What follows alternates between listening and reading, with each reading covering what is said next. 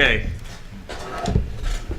We're going to go ahead and get started this evening. Today is Monday, May 22nd, 2017. Welcome to the Planning Commission meeting for the Village of Morton. First order this evening is roll call. Go ahead. Elam. Farrell. Here. Keach. Knapp. Here. Thank you. Fick. Here. Ritterbusch. Here. Schmock. Here. Westlake. Zobrist. We have a quorum. Just. Okay. First order this evening is the approval of minutes. In your packet, Commissioners, you do have the minutes from last meeting, which was April 24th, 17. I've reviewed those. I think everyone's reviewed those. Any questions, comments, or changes noted from the table? Hearing none, do we have a motion to approve the minutes from April 24th, 2017? So moved. Thank you. Second? Second. All in favor? Aye. All opposed? Okay, next section this evening is public hearings. We have two petitions this evening. The first one is petition number 17-6 ZA. Petitioners are requesting zoning change from B3 to I2. Subject property is 1040 West Jefferson Street. And in your packet, you will see the exhibit that shows that. Roger will bring it up here for us as well. Yep, we're in. It may take a second now. It just came unplugged. That's fine. Yeah, let's let Village Council give his quick comments on how the public hearing section of the tonight's meeting takes place. Thank you. Public hearings are being held tonight pursuant to published notice. Any person wishing to be heard by the Planning Commission will be afforded an opportunity to do so and will give their testimony under oath or affirmation. At the conclusion of the public hearing process, the Planning Commission will make its recommendation. The Planning Commission makes recommendations only. Final decision-making on these matters is vested in the Village Board.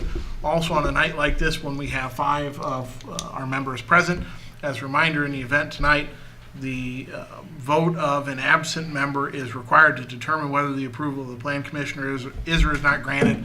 We have a process where a transcript would be generated. The individual would review the transcript and would make their vote at the next public meeting. So, in case that event occurs, that's additional notice for the public. Great, thank you very much. While Roger pulls this up, is someone, the petitioner or someone for the petitioner, here to speak on behalf of this petition this evening? Would you go ahead and get signed in here? She'll check you in, and then we'll get your full name. Raise your right hand, please. I swear you solemnly swear affirm to tell the truth, whole truth, and nothing but the truth, so help you God. Thank you. You go ahead and stage.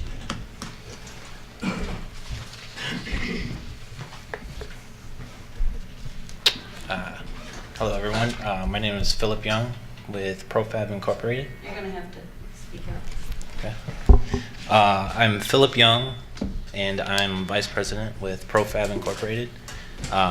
We're located at 1050 West Jefferson here in Morton, and the property, as mentioned, that we're discussing is 1040 West Jefferson, which is adjacent to our existing. We're in the process of purchasing that property from the existing owner, Schwarzentraub, and it's currently zoned B3. And so our request is for the I2 to coincide with our existing property. The main objective that we're interested in the property is because our 1050 property does not have direct access to the main road. And so purchase of this property would allow us to have that direct access. Okay. So the table's clear. 1050, I believe, is the existing location that is currently in I2, and it sits immediately adjacent to this lot. So you would then have, you guys would rezone that, and then this would, you would go ahead and put some sort of an ingress lane there to get you back to the main road? Potentially in the future. We Sure. don't have any immediate reason to do that because we use the other 2 drives with Mathis Kelly. With and on the Mathis other Hill, side. yeah. Okay. But certainly you can see an advantage to having a property like that that would provide us access if we ever needed it. And basically the properties, Mathis Kelly, that are adjacent to us are all zoned I2. Correct, yeah. Currently. Yeah. Any questions for the petitioner from this table? I might have a question for Roger, just whether or not the zoning changes would be required just to use it as a drive, or whether it could remain B3. Well, they would need to connect these two properties with a driveway, so that it needs to be, at some point, they would plat the 1040, the former Schwarzentraub property, and make it a part of their 1050. It'd be kind of an L-shaped piece of property, and then the lot line would go away, there wouldn't be any variances or anything like that, and they could use the property as they see fit. Okay. Any other questions from the table this evening? Anyone from the public have any questions for the petitioner this evening? Thank you. If there's no further conversation from the table, do we have a motion on petition number 17.5 ZA? I'm sorry, I'm on the wrong one, John. This is for 17.6 ZA. I move we approve the petition. That is a motion to approve petition number 17-06 ZA. Do we have a second? I second. Thank you. Call when ready. Neff? Yes. Vic? Yes. Ritterbusch? Yes. Smock? Yes. Farrell? Yes. Motion carried. All right, the next petition this evening is 17-07 ZA. Petitioner is requesting a zoning change from B2 to B3. This property is located at 1920 North Main Street. This is on the Field East subdivision. This is adjacent or across from the Field Shopping Center. Is there someone from the petitioner? Would you go ahead and check in, please? Raise your right hand. Do you solemnly swear or affirm to tell the truth, the whole truth, and nothing but the truth, so help you God? If you could just state your name and address for the record, please. Dan Neep, 800 North Oklahoma, Morton. And the property is actually 1920 South Main. I don't think everybody knows that. Okay, looks like the petition is correct on here, so. All right, why don't you kind of give us a breakdown of what, a description of what this zoning change does for you? Okay, this is the old Pizza Hut building and parking lot. Go from B2 to B3 with the special use for outside sales and outside storage. Basically, the zoning change is necessary to do the outside sales and storage. And most all the surrounding properties are B3. I believe the businesses behind it are B2, and the little There's a They mix make- of a lot here, yeah. where they used to cook out of there and make desserts out of the one place. I think that's B2. I don't know. That's on Queenswood. But most everything around it is B3. Grimm's is to the south, that is sales. Fliginger's to the north is sales. Mega Services to the west is outside, big outside storage facility. And I would obviously clean up it's been sitting vacant for a significant amount of time. Get the land, all the landscaping cleaned up, the yard cleaned up, seal coat the lot, and then in the future would do some improvements to the building, but I would not do that at this exact moment. You'll keep the building up? Definitely. It has a new roof on it. The outsides needs a little TLC to it, but it's not terrible. Just from sitting empty is where I would say the majority of the decay is. So we're gonna do, this will be used car sales. Trailers, Trailers, okay. And I mean, I would not limit it to trailers and RVs, you know, it would be all of the above. The state of Illinois doesn't really differentiate those, so it would be I'd have to have a license through the state also. You feel like that site's big enough for you to carry the inventory you want and still be able to move around and? Yeah, especially with doing a greater amount of trailers, there wouldn't, you know, it'd be more of stationary, there wouldn't be a lot of movement, you know, like on my current location. Okay. Questions from the table this evening for Mr. Neep?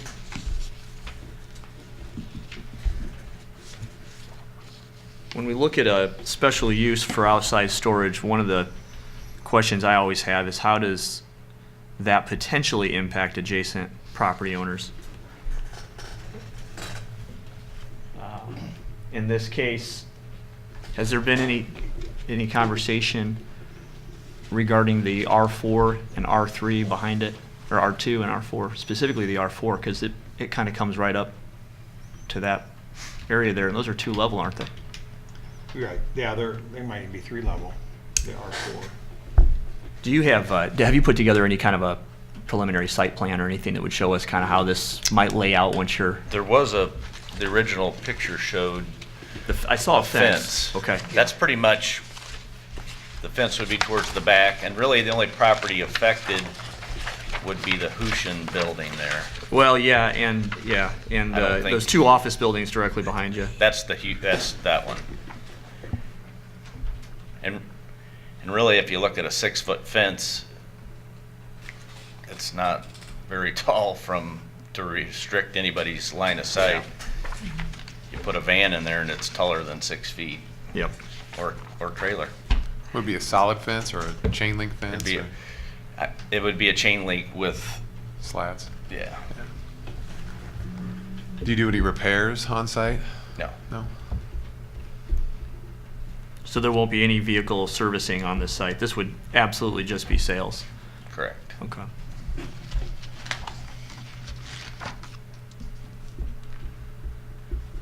Other questions from the table this evening?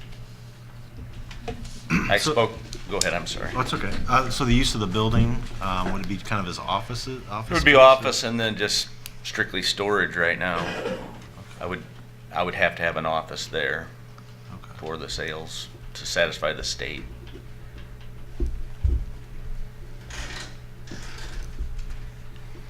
Is there anyone from the public who would like to ask questions of the petitioner this evening? I would like to know. Please stand and, I'm sorry, if you could stand and state your name and address. Robert Hushin, and I own the property at 104 Queenwood. Robert I'm Hushin. just curious as to more I've talked to, but I didn't quite know. Robert, we're going to have to swear you in. I'm so sorry. You're okay. Raise your right hand, please. Do solemnly swear to tell the truth, the whole truth, and nothing but the truth? Okay, so Over again. again, Robert Hushin, and his property is immediately adjacent. I was just gonna question, what kind of parts or whatever you're gonna store behind the fence. You mentioned It would be a car. A car? I mean, you're gonna sell cars there then too? There would be, I'm not gonna say I wouldn't, that's not gonna be the focus of it, but I wouldn't, you know, I that I would tell the whole truth, and I'm not gonna say I would never sell a car there. I mean, that's not the focus is trailers and RVs. Well, my concern is, our building is a 2-story, so we look right down into that lot. And again, it's an office complex, and 6,000 square feet. I spent a couple $100,000 remodeling it a few years ago, and we're gonna put some more money in it this year. But I'm concerned, basically, I'm 73 years old, so I don't have all that many years to be concerned. But I'm thinking about the future.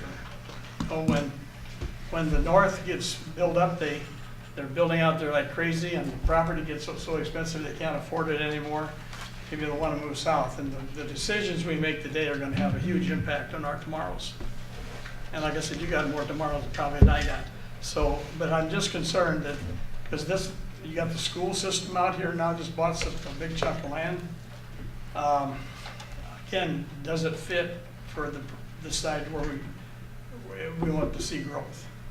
And is that gonna be a fit for it? And so I'm just kind of curious when you said Park Street, you mentioned, I never said parks. well, maybe I misunderstood you then. I appreciate it. Okay. I think the point is well taken. It's a concern all of us at this table have all the time, and I think it's probably it's even more poignant now. Across the street, the Field Shopping Center was recently in auction again. It is my understanding that it did not meet its reserve. Obviously, we all know that has been a sore spot for us. There's a number of properties in this area that we at this table, and I'm sure everyone who is a part of this community, is nervous about what happens next. And obviously, we don't want to be punitive to any petitioner that comes before this table and asks in good faith to do something out here. And we certainly don't want to be, in my opinion, a table that's against business and sale and use tax. But on the other hand, it is in our, it's really up to us in this case to make recommendations based on what we think long-term, not just for today. So it's a good point, and we do have to keep these things in mind if this is the best use for this space. And if this goes to an open sales type area, what is it doing to the properties surrounding it? What we don't want is to cause a further slide in this community of other properties, potentially offices that now can't sell or can't lease up because they're adjacent to used vehicles. To me, what we have to do is find a balance. How do we make sure that our petitioner is going to do the best he can do to make this look like a great site and keep it up? But it's up to us to make sure we've got the right answers here. Obviously, we said it before, this table makes recommendation only. So it really is up to the trustees after this. Sure. But it's good for us to have these conversations and get some of these questions discussed at this point in time so that the public has an opportunity to listen. Any other? Tom, if you'll go ahead and swear in. You saw it happen the first time. You probably got it. And if I could jump in just to help us on a procedural court, we'll keep Dan up here as long as people have questions for Dan. For Dan. If you want to give a comment that's not asking things to Dan, but rather want information for the board to know, we would usually excuse Dan. So I don't Yep. know if you have questions for Dan or testimony to offer. Okay. Dan, you don't have to stand up there then. If you, I would just refer back to my sheet also that I filled out with pros and cons, or however you want to say it. I saw that. Yeah, that exhibit is in your packet. That shows kind of some obvious open thoughts about this property. and Trying what to you bring plan do. vitalization to the south. Correct. Yeah. Please raise your hand, please. Please sign the word from the chief of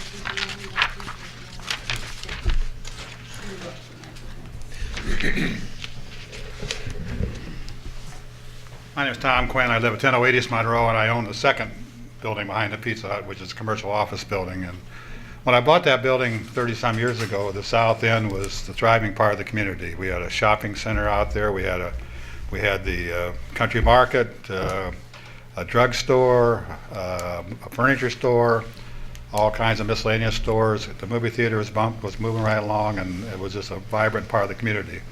And over time, the field changed hands and management, and things started going downhill, and it started deteriorated. And I just feel that any businesses we attract to the south side, if we want to make it vibrant again, have to be an addition to it. And driving up and down Detroit all the time, I get concerned about the appearance of Dan's position there, auto shop there, auto sales, and I would not want to see something like that end up on South Main Street, which would devalue our properties.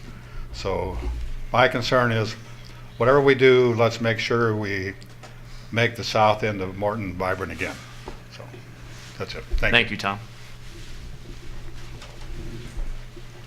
Roger, is there anything in the petitioner's existing sites that is in violation of public ordinance or code? Detroit Street you're referring to? Correct. Yes. The cars that are being stored, displayed in the grass, and I don't believe, I didn't drive by there today, I don't believe the fence around the storage area is completed. And that's, we've discussed it, Dan and I have, he knows the situation and the need to take care of that problem, so. Okay. I had the fence guy lined up, but then I couldn't have him start till I had the last meeting we went through, and then he's been busy since, so I'm on his schedule, but that's why that happened. Okay.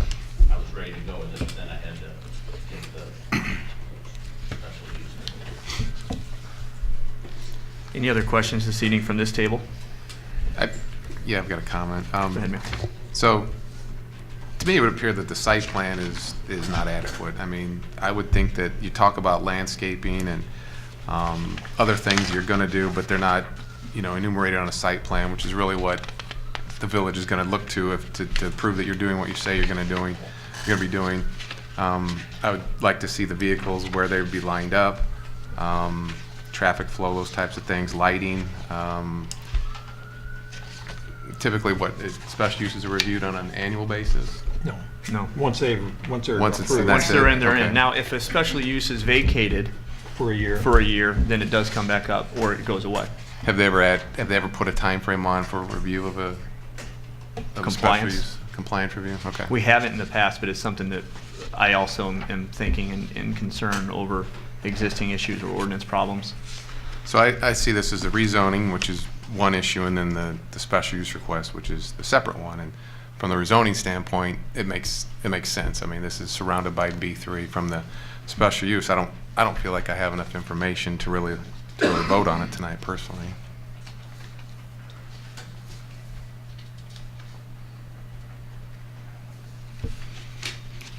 Can I ask, is the sale of the property contingent on a zoning change, or what's? Oh, I'm sure it is. Yeah, you So wouldn't that's want, you where wouldn't it's want at. this if you're not going to be able to put your sales there. So he doesn't own it at this point? Correct. No, in my understanding, yeah, Dan has entered into contract And to all around purchase. it, they all have special use also. Yeah. Yeah, I mean, I'm torn. My son goes to the Morton movie theaters all the time. Yeah. He's there right now, and even just the other day, I was commenting how it would have been nice if the Pizza Hut was there, so him and his friends could walk over to the Pizza Hut afterwards and go out to lunch. But again, that property has been vacant for numerous years, Long time. right? And so, I'm torn. I'd like to see that area develop probably differently than RV sales, but it's been vacant for a long time. I would feel more comfortable issuing the special use if your current property was up to code with all in compliance. So And this is also helping me to do that, so it's kind of a dual. Yeah, I understand. If you're landlocked, and that's part of the struggle. The hard part is for us, it's a leap of faith. And as Matt mentioned earlier, without the ability to sort of come back and verify that all parties are happy with how it's being handled in the future, it becomes a tricky thing to see past without really pausing a moment to consider it. I think traditionally the policy of special use being awarded and continued once it's awarded, that's something we could certainly look at as a revision of your zoning code. Right now, it runs with the property, and I would presume the historical import of that was Dan's buying the property, and if he could only use it the way he intended for a year, that may affect people's willingness to make the jump on buying property. Without a doubt. That is certainly something that you could consider as a ordinance change down the road. From a municipal perspective, and in your experience, I don't want to muddy up a process with continued changes to special use, but one question would be, in a case where special use petitioner is not who is currently in violation of certain things with the city, or has shown a history of violation with ordinances, can that be a special use with some sort of a two or three strikes rule with regard to ordinance, violations from the city, and then it comes back before review? Well, under your existing code structure, you could put conditions on the award of the special use. So you could require before the special use be permitted at his new property, that code violations at the prior property have to be addressed. Within the confines of your existing code structure, though, you wouldn't be able to impose a longer arm review process if there's violation within X years, or if there's violation, we revisit it. Okay. So you could condition the award, but nothing after the award. All right. So circling on this then, to sort of discuss what I think I'm hearing is the concerns of the table, there's two subjects at hand. The first is, I think we'd all prefer this was, we'd made the joke earlier, we'd all prefer this was Portillo's, right? We all want this to be some sort of other thing, but it isn't, and it hasn't been, and so we have to accept what's before us. So putting that aside, we also have to recognize long-term what potential impact this could have on everything else. We've heard from two other owners in this area tonight who have some concerns. I have some concerns, and not because of the petitioner, but because of what we're discussing. I'm nervous about this whole area because I'm nervous that we've got a lot of challenges already, and I don't want to inadvertently add another one. So we've got the use that we have to just get our head around here. The second thing then is now this concern over the petitioner to some extent and his history, and making sure that that is somehow assuaged in this, and I think that can be dealt with. Matt Fick put together a pretty good idea, which is, frankly, maybe we do make this subject to a more complete site plan review, and maybe we make this subject to existing ordinance violations being remedied. However, I also am a real estate agent, and I know that every time we do that, we add time, and as we like to say, time kills all deals. So, heavy is the head, I suppose. Justin? Could I get Dan to give us a little more clarity on the fenced-in area and exactly how that's going to be used? Dan, I hate to do this. Could you step back up onto the mic, too? Just that way the public can hear all these comments. The point of this fenced-in area was to store vehicles that are preparing for work at my current location, so that I would not have them sitting outside there. And there would probably be some vehicles that are impounded by the Illinois State Police, the Morton Police. I probably have 10 of those currently that, I tow for the Morton Police, and they either do an arrest or abandonment.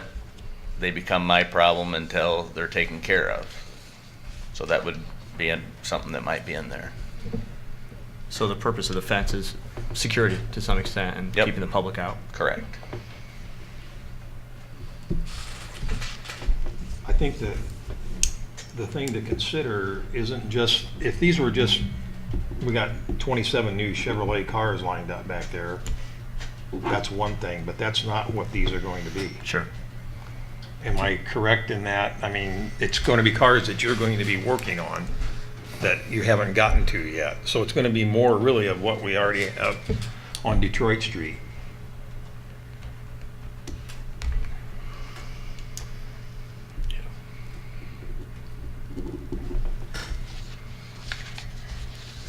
Any other questions this evening from the table? And if you want me to take out the outside storage petition part of it, I'll have to come up with other means for that. I think, that's the I'll do it kicker. I'm trying to make things work Yeah. No, all I wanted was, I don't know that we had a clear picture of what's really going to be there. It's not going Yep. to be a nice looking car necessarily sitting back there, fenced in. Yeah, no, I get it. It's the reason for my pause. I'm about as pro-business on this table as anybody, and I'm nervous about it. If you didn't have the site storage, what would you use? I mean, is the site's not really worthwhile to you if you don't have that No, I would outside sell, storage? I would have, well, I mean, I guess if I have to have outside storage to have outside sales, then it's not worthless. Yeah. But if I can have outside sales without outside storage, then it's, Okay, I got you. I was trying to do the outside storage to facilitate, To fix some of the problems on Detroit? Okay. Yeah. and I would still continue with the fence that I'm putting there, but it's just trying to make everything, Yeah. So there's three requests. There's a rezoning request, there's the outside sales special use, and then there's the outside storage special use. And while traditionally you often move on cases as a whole, yay or nay, I mean, you could give approval to outside sales and rezoning only, not telling you what to do, but so you understand your choices. Yep. You don't have to approve it as a slate. You can approve some or all of the requests and not others. Could you refresh me on the difference between outside sales and outside storage? Outside sales would be him selling a trailer. Outside storage would be not vehicles for sale. So if there was a trailer that wasn't functioning, Or a it wasn't car. for sale. Or a car or a something. car. Yeah. He's going to use this as to solve some of the problems on Detroit. So we'll have to be aware that there are going to be vehicles that are potentially need to be trailered. They are not maybe even functional, that will be there in the interim while he decides if he's parting them out, I suspect, or whether he's selling them or fixing them up. Or Well, and that's what I'm trying to figure out. So if we remove the outside storage, does that just mean there's not a fence? I mean, is it really, you It can means still I say can't that. store, It would mean he didn't necessarily need the fence because the impounding and things wouldn't be a part of it, but it would also, it would restrict a portion of what he would do with the site. It would become then sales only is how I see it. right. Yeah. And nothing's contingent upon the fence is there to hide anything I would store, but I could put up a fence, as a Right. barrier for, just to keep separation that I didn't store in also. I mean, I wouldn't continue it in a bullpen type of scenario, Yeah. but if you fence the outer part of the property, Yeah, if it was outside sales, that seems to be more, harmonious with what's going on in the area. And if you could do maybe a solid, more decorative type fence between the adjacent property owners to kind of shield it a little bit from them, that might make it a little better fit.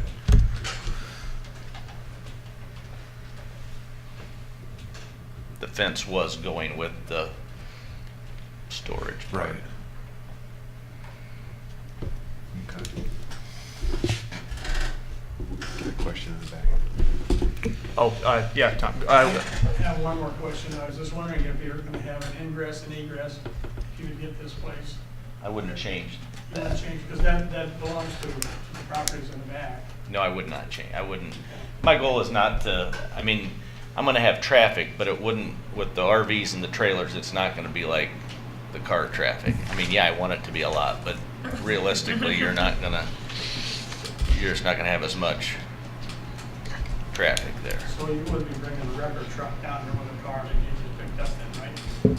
No, not under, if I had the fenced in area, there would be a tow truck bringing something in at times. It wouldn't, once everything was in place, it would be minimal, but if I don't have outside sales, then there would not be a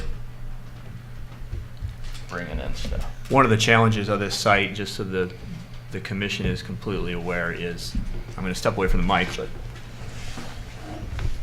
as you come down Main Street and you head out here, here's the site, obviously. This lane here serves as the only ingress egress for these two office buildings who are Sure, owned your buildings. by them. So that's what we're kind of discussing here, I think, to some extent, is how that gets impacted.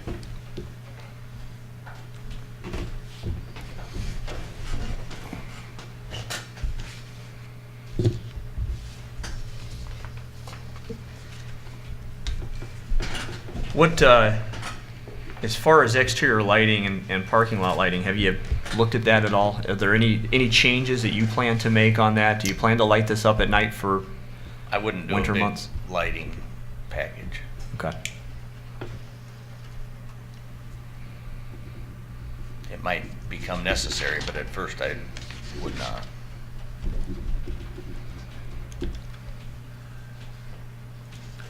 I guess one question would be, what would be the percentage of the area devoted to storage versus sales portion?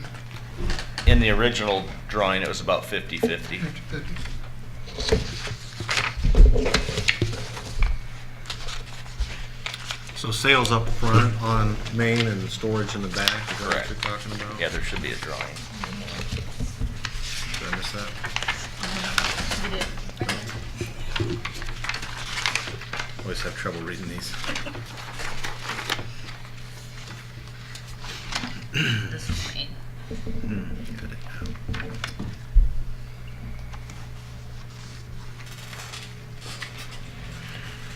I'm very challenged by the special use for storage, and I also understand how hard that makes this for you, because in order for you to solve the other challenge I have, which is your problems on Detroit, so it's a tough position here to try to figure out how to help you get what you need, but also not negatively impact this community. And that's me going on faith that you will fix those issues and that you'll take care of this one as well. I mean, Right. I'm making that assumption up front, but my initial thought here is I'm leading towards maybe suggesting that we remove the special use for outdoor storage at this time. And I might also ask that we make this conditional to some extent on further review of site plan. I would like to see maybe, and I know this is where we get into your pocket and you don't even own the property, so it's a tricky thing, but I'd like to see how this lays out a little bit, to see if there's a way we could try to create, I don't even know what the right word is, an aesthetic buffer almost between those office properties and your sales. You could just require fencing or landscape screening to be approved by Director of Planning and Zoning. We've done that in some other cases. We have, yeah. When I talked to Bob, and he might be just queasy about everything, but I think he was nervous about the fence. But I don't. Well, I'm, like I said earlier, I'm probably more concerned about the whole area because the decisions, as I said, we make today are gonna Sure. have a profound impact on our tomorrows. And, I would like to sell that building. I told him also if he could really resolve, I wouldn't be here if he wants to buy the building. Well, wait a minute. I feel like I'm getting kicked out of a job here. I'm sure you can list it. Is that right? Yeah. Well, take a good look at the other one. And then I take a think, good you look know, at mine, sir, and you see that- the existing building is, I'm sorry, what? Lehman dealership over there? I think they sold that. yeah, it's sold. That's a nice deal for you. The existing building is gutted as is that correct? The former Pizza Hut? It is, actually. Okay. Do you have to, I mean, if you're gonna put an office in there, do you have to bring that back up as well? Are you gonna have to remodel all that, or you're just gonna do I the? will do some remodeling Yeah. in it. You'd have to get a building permit, but it wouldn't be anything that would require an exterior site plan review. No, it's, and really, I mean, it's not terrible. All right, any other thoughts or questions here from the table this evening on this one? I know we've run through a couple scenarios here and it starts to get confusing, but I want to keep us thinking. My recommendation to you guys, if you want to see an exterior site plan review with parking and lighting and some of these other things, is that wouldn't ordinarily be required for a project like this at village level. So to defer to somebody in-house Right. on saying that site plan review is or is not okay is hard to do because they don't have any ordinance to impose. They don't have any specific standards to enforce. So if that's something you would want to see, my advice to you would be to table it and have the petitioner bring that back to a subsequent meeting. If you had specific guidance like fence or landscape screening, I think you could defer that to the judgment approval of your planning and zoning director. Which is the direction I was leaning. I think, you know, I think the idea here is we're not gonna, Dan wouldn't be interested in buying this thing if it was, you know, if it was a perfect scenario for somebody else. I mean, he's buying it probably, it's priced right, it's got great visibility, and it's not too far off from your existing location. So the challenge for me is, how do we take your intended use, which is to get a bargain, and we get it, we still as a municipality, as a city, we still get a really nice updated piece of property out of it. And I know those two things are unfortunately sort of at odds. And I also don't want, again, to use the term, I don't want to be punitive to anyone that comes before this board, but I'm a little bit worried about this one. In a case like this where the property is contingent upon the zoning, the hard part about making our zoning contingent upon the petitioner bringing up his existing property and getting rid of all of his current violations is, this is part of how he's doing it. I don't see myself voting yes on outdoor storage here tonight, and because of that, I still think we're back to that same problem where it's not going to solve your your issue necessarily. I do store things there that will be sold here. And as far as a site plan, everything that's gonna sell there is probably a little bit bigger than, normal, so it'll just be positioned in I won't stripe the lot, so, every little, Yeah. does that make sense? You'll use it as a kind of an open lot, and you'll decide your layout based on what you're selling. Right. Yeah, I assume that would probably be the best case for you. So I don't, there's, if I draw something up, I'm not gonna have Right. a specific, obviously you'd put something bigger in the back because it would overshadow something smaller, like a smaller trailer versus. Right. Any other questions for the petitioner from the table?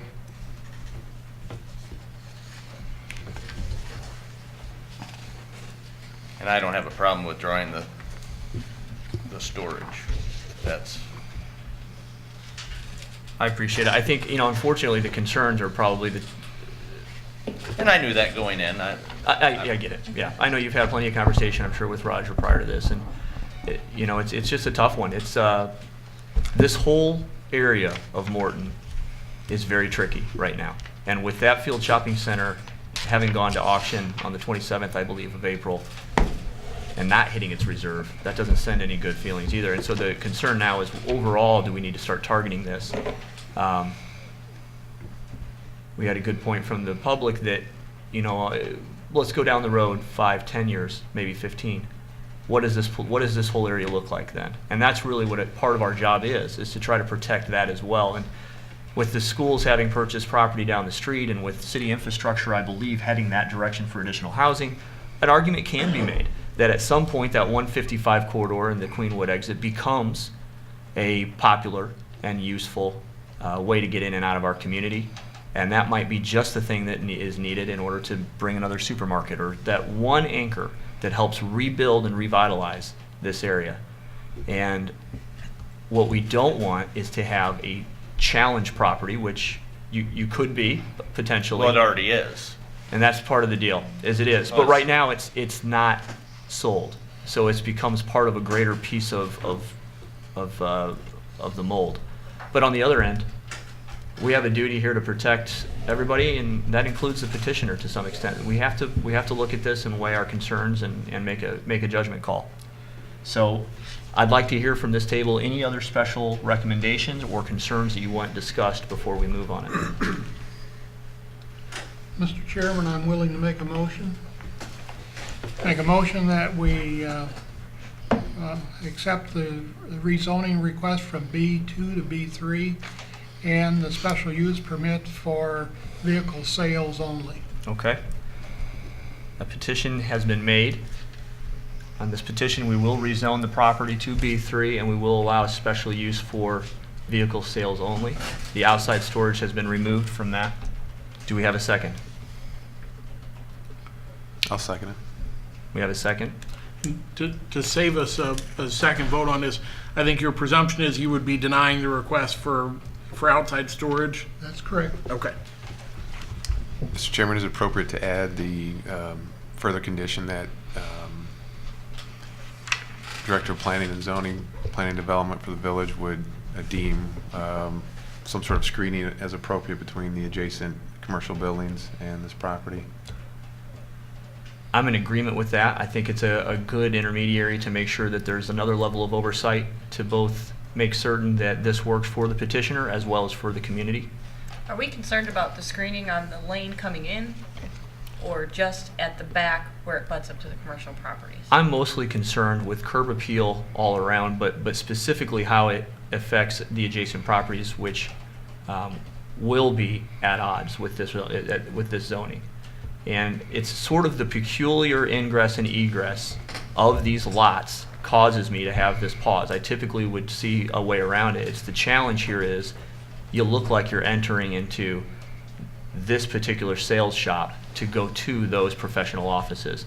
And that will potentially challenge those office buildings with regard to future tenancy And we might be looking at a Well, petition. that's what I'm saying, even if you screen the back, Right. they still have to drive through They do. it. They do. That's why we have to be pretty specific on that, I think, as far as what we want. But that can be up to Craig or whoever would be in charge of reviewing that.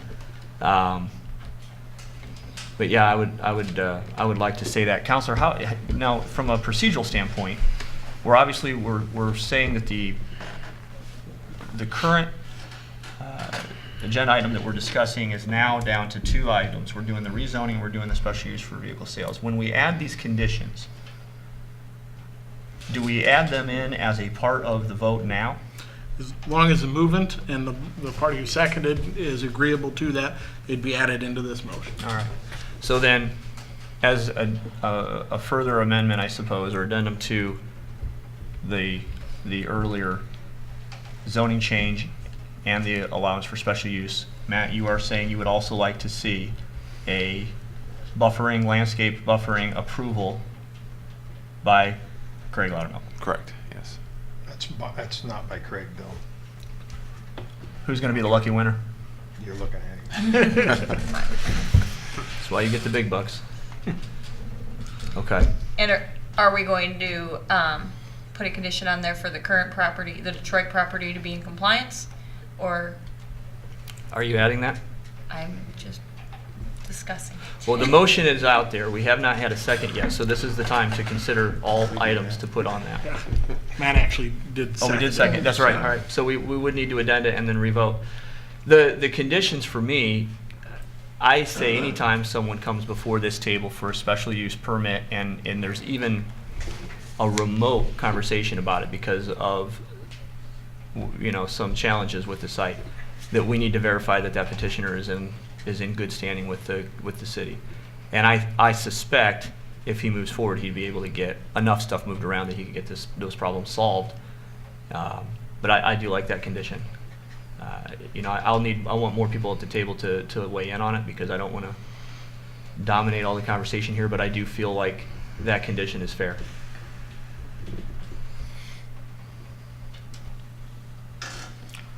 What needs to transpire to be in compliance? There's a fence that needs to be completed and some vehicles that are parked illegally, or? Yeah, there's a storage area that was defined on his exhibit that it showed where the fence would be and what it would be, specifically the height as well. That would need to be done. And then any vehicles that are parked in the grass need to be removed from the grass. Approximately how many vehicles are we talking about? Do you have? That might depend on the day. I don't, Dan, you Okay, might know. never mind. I saw the smile. There's probably 10 there right now. Okay.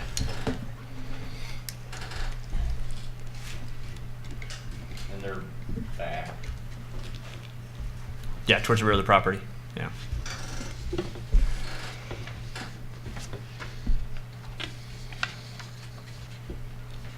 Okay, so we have a motion made and seconded here that we either need to vote on or we need to pull that and put a fresh one on with additional conditions.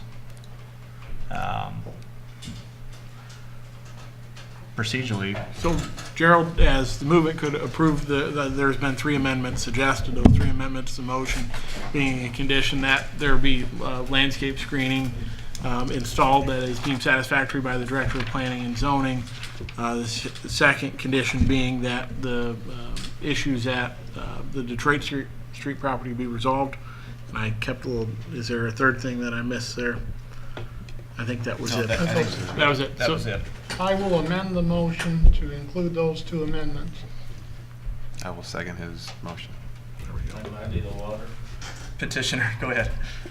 If one is contingent on the other, they kind of go simultaneously. If I have to have one done prior to the other, that kind of defeats. I mean, Yeah. I guess you have to have faith in me that I'm going to do what I said I was going to do on the previous one.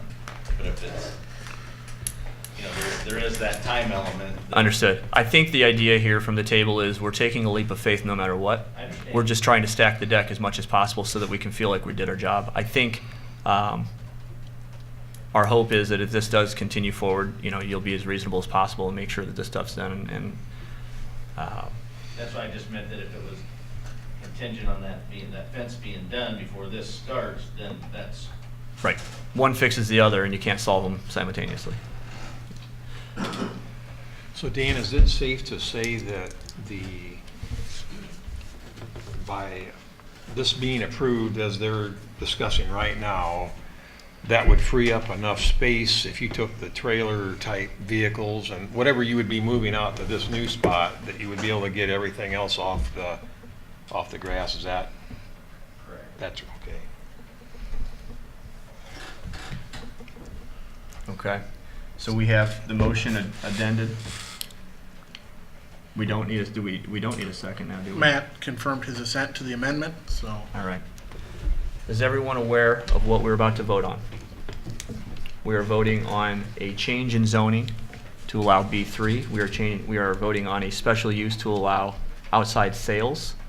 And we are voting on two contingencies that, to that zoning. One being that he brings his current facility in line with public code, and the second that there will be a more formal plan with some buffering and landscaping that will be approved by the municipality prior to closing.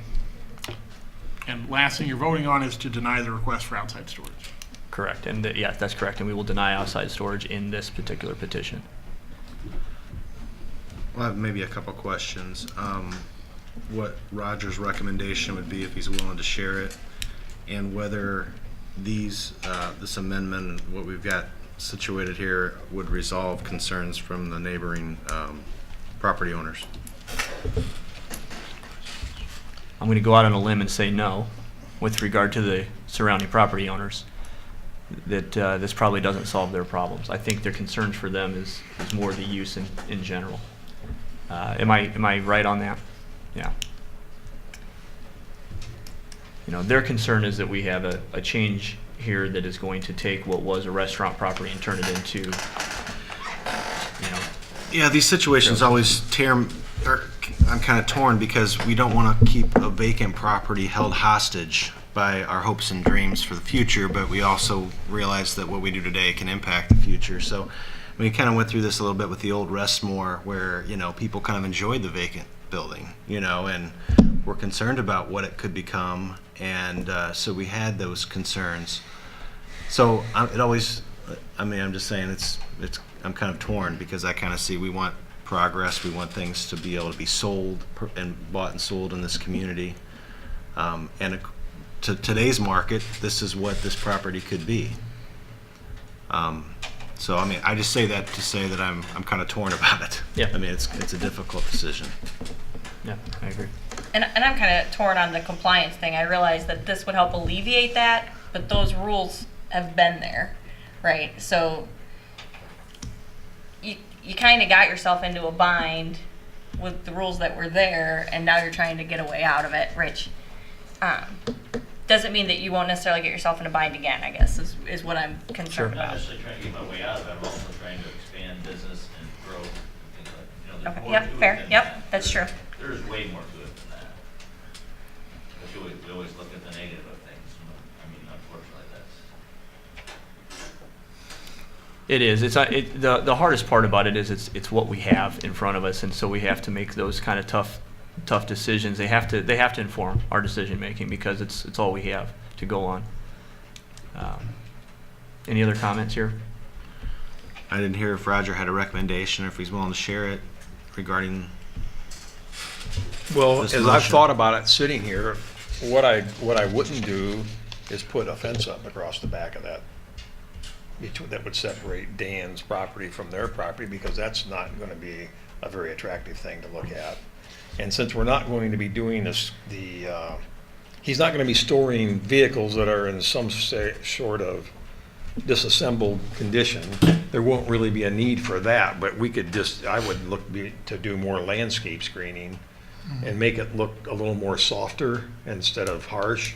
And then his trailers are gonna be bigger than what we're gonna be able to plant there, so, you know, I think it would work nice. That's kind of my, without sitting down and drawing it out, that's kind of my thought pattern, and be mindful of the neighbors that are there and their concerns, and then also be mindful of what Dan's trying to create. Yeah, I agree with you, what you said about the fence and what the potential impact it would have on the commercial buildings behind it, that you may not be able to see them, line of sight, and they'd be tucked back in behind a fence, and I don't know, I could see some potential issues with that, not just the aesthetics, but, you know, the potential for people driving back there that have no business being back there, but Right. not being seen, you know. We currently have ordinances in place right now for landscaping, not screening, but landscaping. Like, if you look at, I know that it's not a very big view that you're getting, but across the front of that, there's nothing. And we have a specific ordinance that dictates what that can be. And that wouldn't be asking too much to landscape the front. And Dan even alluded in his presentation that he wanted to do some, you know, cleaning up and landscaping and that type of thing, so. We've worked together before. We'll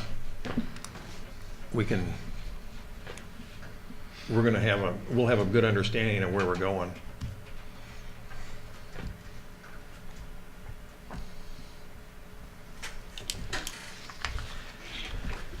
Any other comments tonight?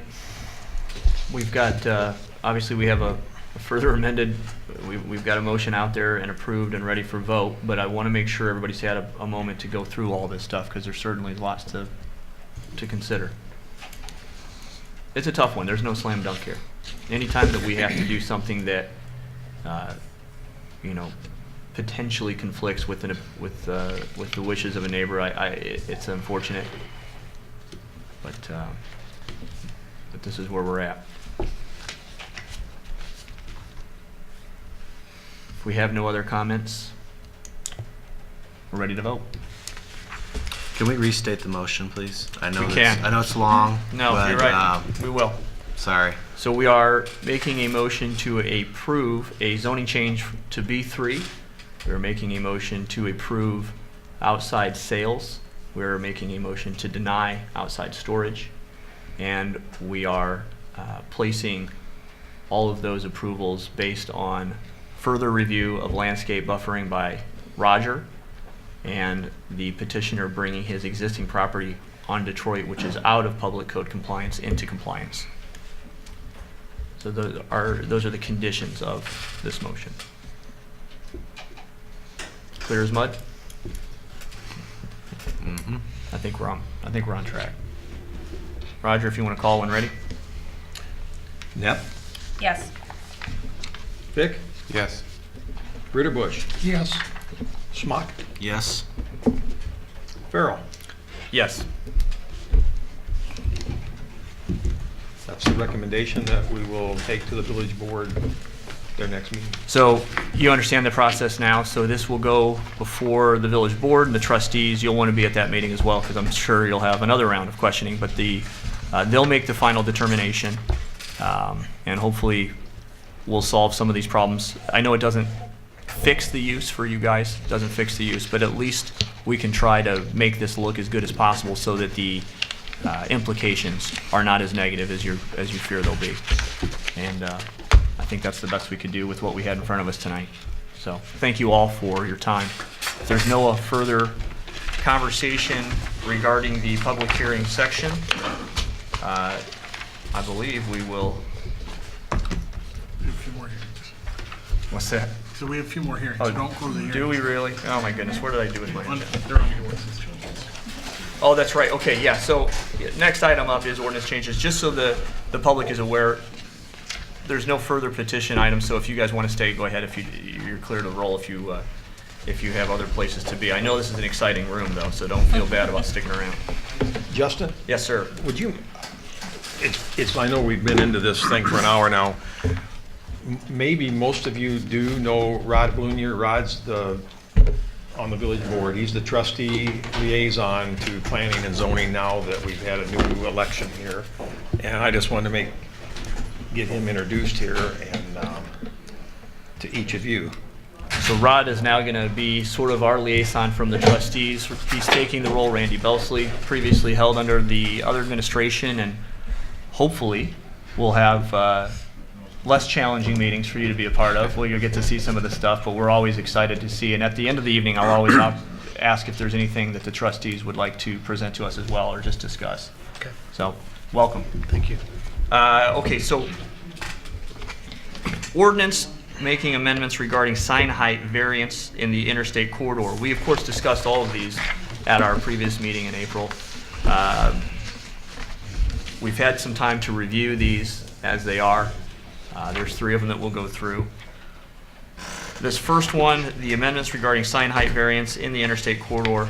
Are there any further questions regarding that language change that we need to discuss? Hearing none, do we have a motion for the ordinance making amendments regarding sign height variances in the interstate corridor? So moved. Thank you. We have a motion. Do we have a second? I second. Thank you very much. You can call when ready. And Kira, did you second? Yeah, that was Karen. This is for the sign height. This is for sign height. Ordinance making amendments regarding sign height variance in interstate corridor. Ritter Bush, Yes. Schmock, Yes. Farrell, Yes. Net, Yes. Vic. Yes. Okay, the next one up this evening is the ordinance making amendments regarding firearm resale shops and firearm firing ranges to Title 10 of the Morton Municipal Code. As a refresher here, this is a entrance into zoning that would allow for firing ranges to be within village bounds if they came before us for special use. Having read through that ordinance, are there any other questions or comments from the table? I do have a question. Pat, did we make that, there were a couple of changes. I saw One it. was that where it says 10-6-3, that we're going to put a B3. Yeah, on the copy I have, I mean, they're really minor. They don't really. yeah, and I haven't updated my file copy. Maybe it was just a matter of not. And then removing the 10-721, where it talks about the industrial use, because they're kind of piggybacked through Yep. the ordinance. And I had that in my copy. It looks like we overlooked. Was it? I think it was B2 there. As opposed Yeah. to It was B2. Yeah. B2. So that's, and I apologize for not getting corrected versions out to you guys. That would be in the be it further ordained section and B2, and then removing the second be it further ordained to add it as a special use in the I1. Yeah. So, All right, so to be clear, that really the only change then is that we're just stating that we're just adding those potential districts of zoning in as potential special uses. yeah, we're doing 3 things. We're defining a firearm resale shop Right. and firearm firing range, making those special uses in B2, and we're prohibiting those from being home occupations. Right. There's no distinction between indoor and outdoor. That's just up to the. I thought we talked about that last We did meeting. discuss it. It didn't Like- get changed in the ordinance, and it's something that we should discuss further if you have questions about it. These are our special uses, so they'll come before this table at all times. So you hope that good judgment will make those determinations. Do we see an avenue where we would have an exterior range in the city limits? So, I mean, Again, I'm taking off my plan commission hat and I'll put on the development hat. It would be in this community and communities like this, it's very rare for someone to come out and do that as a business. I mean, we live in an area where there's plenty of those opportunities already. Indoor, however, is different. Indoor offers classes and training and specifics that you can't do, and it gives you all-season pistol training. So I think the differentiation is implied, but it certainly is not written down. Yeah. I think most of the outdoor ranges are going to be pretty rural. I mean, Yeah. the ones that I'm familiar with, they're not in a populated area. That's They're- correct. They're out in the country and.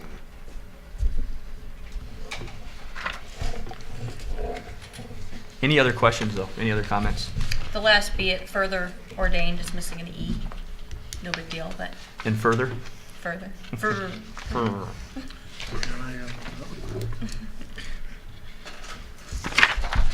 Do you have a red pen that he can mark that on so that I don't. that's 10 points? Okay. If there's no other discussion about it, do we have a motion to approve the ordinance for amendment regarding firearm resale shops and firearm firing ranges to Title 10 of our municipal code. I'll make the motion. Thank you. Matt made the motion. Do we have a second? Second. Thank you, Mr. Ritterbusch. Go ahead and call when ready, Roger. Vic, Yes. Ritterbusch, Yes. Schmock, Yes. Farrell, Yes. Knapp. Yes. Great, thank you. All right, final public hearing item this evening is the ordinance making amendments regarding removal of signs from section 1094 of the Morton Municipal Code.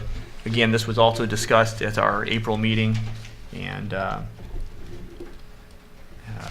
the only reason it wasn't voted on at that time is because we didn't have our public notification handled accurately. So we've got it in here. If you've reviewed the ordinance, do you have any questions at the table this evening? I know there was some discussion regarding 6 months versus 365 days. Right. And I did give that some thought. And while I would love to see everything turn over within 6 months, I feel like 365 days, given the expense it takes to remove all those supports, et cetera, is probably a good place to be. I kind of wonder if it's long enough. I mean, as long as buildings have been remaining vacant in our town, I kind of worry about that a little bit. It's a lot of infrastructure.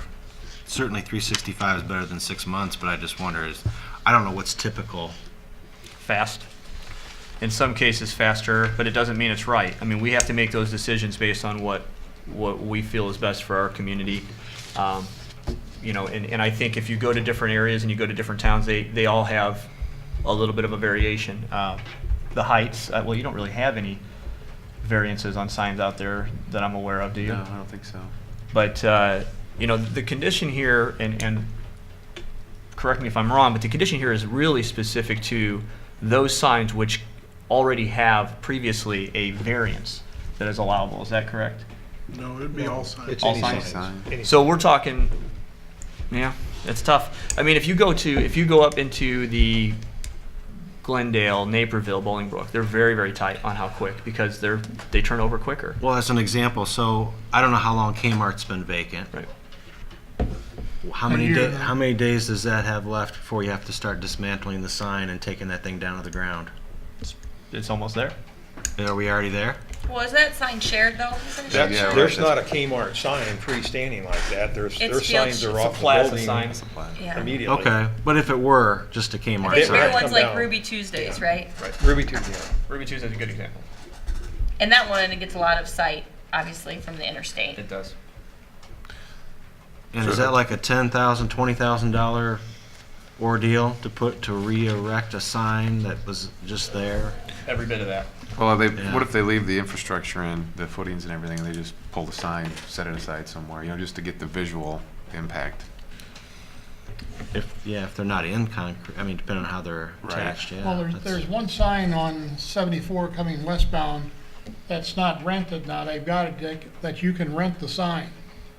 So it's not a blank face, so they've got actual wordage on there saying this sign is available for rent. Is How that a does that billboard, fit in or with is that this? Where's that at? It's on 74 coming westbound to back about a mile or two east of town. Okay, I think that's probably a billboard, and that's probably its intended purpose is probably for sign rental, and that's not in our jurisdiction. I think that sits outside in county. Yeah, it's in the county, Yeah, but I and mean, if we had one of those, Yep. it would put a for rent sign on the sign, on the face of it, instead of a establishment, that would constitute active use. We've actually had a business do that. There was a business on Jackson Street that they took down the business name that was there and put for rent or for sale on that sign. Can they do that? Well, that's kind of iffy. It wasn't a very long It's an time, off-premise but sign. that's really not the intent. The intent is, Well, if it wasn't very long, it must have worked. yeah, it worked, so. Yeah, the intent is when there's not a business there that you're drawing attention to, that sign come down, so. Yeah, I mean, the idea here is to try to get rid of vacant signs sitting up and sort of creating a blighted aesthetic to the community. So we're trying to balance the the effects of being so expensive to erect in the first place and having it there being a commodity really for a landlord to try to help incentivize a new lease. But on the other side, if they sit out there for a long period of time, we do run into these challenges. So, Do So we how know- long is too long, I guess? Yeah, that's what's the our question, average right? turnover? well, Morton's Right doing now. better than many, but the commercial market overall, it's. I mean, here's the thing: is as soon as you start looking at stats, there's a million qualifiers, right? Mm-hmm. Location, visibility, et cetera, et cetera. So there's no hard rule. But if someone is asking me to list a property today and they're asking me an average property in an average location, they're asking me how long, I'm telling them it's going to be 36 months. But I'm also pragmatic and conservative, and I don't want the listing necessarily, so I'm being very honest. The reality is you can sit, you guys have seen the same signs, or you've seen different brokers' names on the signs around here for a long time.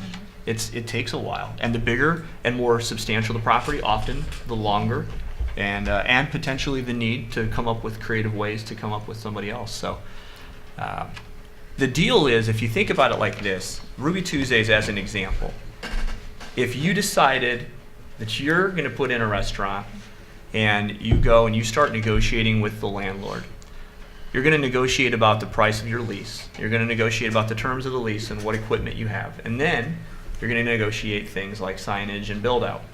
And if those expenses are fresh, if it's up to you now to put a brand new sign up, and that $45,000, give or take, is it yours or is it the landlord's? And who's going to, and so it becomes a negotiable item. If it's already up and it's just a sign facing, and you can call a sign guy and have it done for $800, then it becomes much less of an issue. And for your upfront costs, you go right in and you start your business. So there is a challenge there in that taking these things down does potentially inhibit the ability to get a new tenant there. Now, that said, how long is too long? And that's the question we're going to have to answer here. We can't also just leave these things up forever because it is in direct violation. If I remember correctly, this, we're not really changing it. This was out there. We're just clarifying Correct. the wording so We that just kinda people are cleaned it up. clear that That's it's it. 365 days. And- How many and- signs right now are over 365 days out there? We have to have a few of them at least, right? I'm not aware of them, but, I mean, they get the letters and they do what They they're usually supposed do to it. do, and So how is that enforced? I mean, if you've got someone who owns a vacant building for a long time, it could be a very expensive thing to take down a very large sign. oh, if it's one of these interstate signs that's 75 foot tall, yeah, it's Those are probably, six figures. To take it down? No, I'm sorry, to erect it. Yeah, to put it. Right. So I mean, have we ever enforced this? Mhm. This we have. yeah, several times. And what's the driving? I mean, what would cause someone to do it? Are they being fined along the way, or we threaten to do it and Pat. charge them, or? I would send them a notice, and if Okay. they didn't comply, then Pat We have a sends them a letter terrifying or- attorney. Some of the ones around that have gone down recently, Pizza Hut, the old Pizza Ranch sign is one. And La Fiesta's, Yep. the sign for at their old restaurant went down. The old Pizza Ranch, that was a 75 foot tall sign that had to come down. Yeah, that's a big one. Okay. Yeah, it's not news they want to hear, I'm here to tell you that. Yeah, I'm like the death angel when I walk in, so. If they have active negotiations, can We would give them work more with time them, to yeah, I work mean, with them. we're not wanting to drag somebody through a knothole just because, but nonetheless, this is the ordinance and it's my job to do that, so. Any other questions or comments?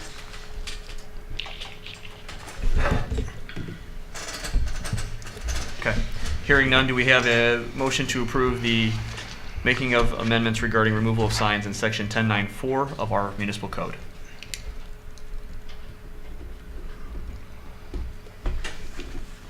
I'll make the motion. Thank you, Mr. Fick. Motion made. Do we have a second? I second. I see a theme. Call when ready. Roger? Schmock? Yes. Farrell? Yes. Knapp? Yes. Fick? Yes. Ritterbusch? Yes. Thank you. Thank you, guys.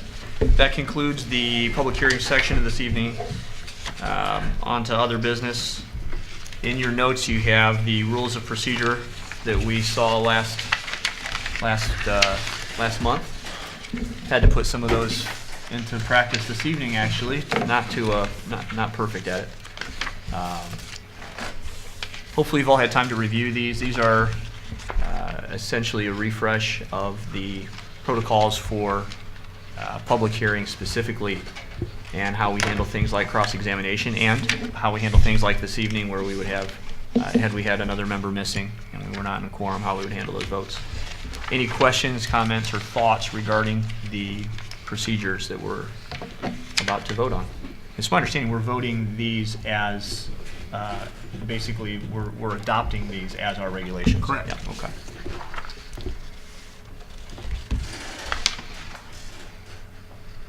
Hearing no questions or comments, do we have a motion to approve the rules and procedure plan for the Plan Commission? So moved. Thank you, Mr. Schmock. Do we have a second? Second. Mr. Ritterbusch. Roger, you can call when ready. I'm sorry, I was creating a column over here. It was Schmock made the motion and Ritterbusch made the second. We've had more activity than I know it. my sheet has here. We're Spaces. testing you. Okay, yeah, I'm gonna do it though. Farrell, Yes. Key, Knapp, Yes. Fick, Yes. Ritterbusch, Yes. Schmock. Yes. Thank you.